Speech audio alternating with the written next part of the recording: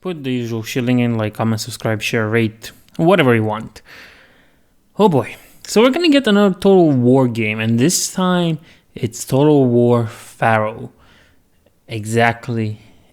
In the Bronze Age, possibly. With the Mycenaeans and the Hittites. And, even most important of all, the Sea People.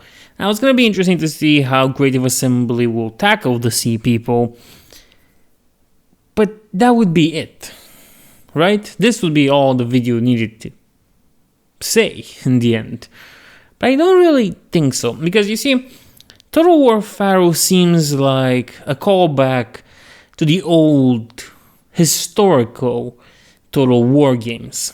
A departure from the Warhammer series and Troy and, going back to their roots. Now, I understand that many would have preferred Medieval 3, Medieval 2 Remake, Empire 2, or even Rome 3. But still, it's interesting that we have this faction and we are into a point where we can go back to historical. Now, how much of it will be historical and how much will end up like Troy, where you can make it a hodgepodge of both historical and magical fantasy, sure, and fantasy, is a good question as any. But still, hopes are interesting things to have, especially when it comes to Total War games that haven't seen a proper historical game in so long.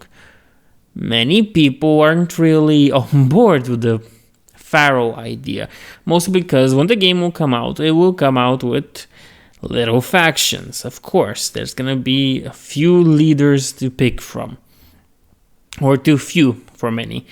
Still, that is something that happens, and since Creative Assembly is so nice to show us that they prepare 3 faction DLCs and 1 campaign pack DLC, it was no surprise to see that they're going full in on the Paradox Interactive way of monetizing things, which is unfortunate, and they've been doing this for a while. In fact, many games seem to be doing that.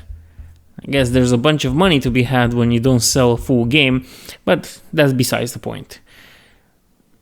I fear though that it will go the route of Troy, with the hodgepodge, with the bad release and so on.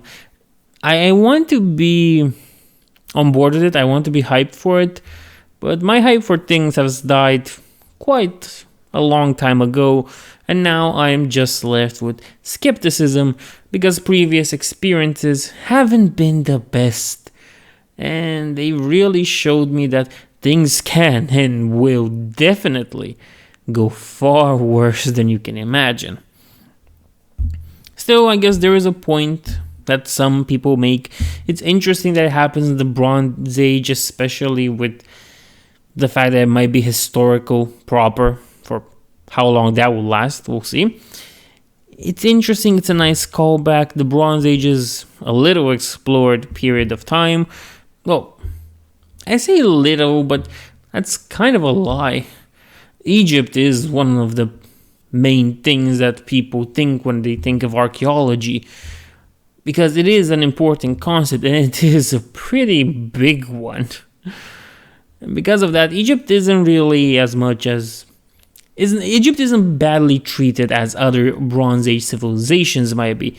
Even Babylon, of which we know a lot, isn't really that much in the spotlight most of the times when it comes to its stories, unless it's something very historical or something that happens specifically there.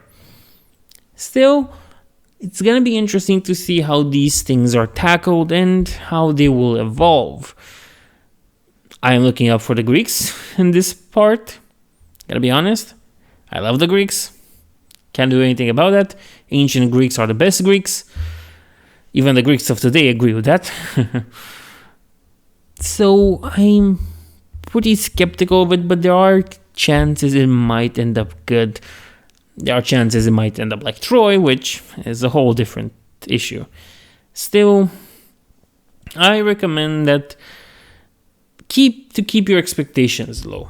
Always do that. Never get overhyped for something or or invested too much into certain stuff that is supposed to come out.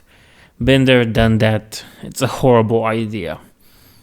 Pharaoh has the potential of being something good, but it has the potential of being Troy too.